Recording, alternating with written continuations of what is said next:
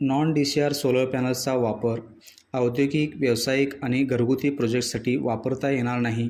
या April 2024च्या central गव्हर्नमेंटच्या निर्णयाची अंमलबजावणी 1 जून 2026 पासून सुरू होणार.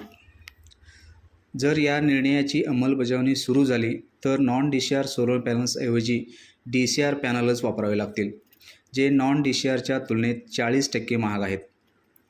जर आपणाला नॉन DCR सोलर पॅनल वापरून प्रोजेक्ट करायचा असेल तर आपला प्रोजेक्ट रजिस्ट्रेशन हा 31 मार्च 2026 पूर्वी केलेला असावा आणि त्या प्रोजेक्टचे कंप्लीशन हे 31 मे 2026 पर्यंत करणे बंधनकारक असेल.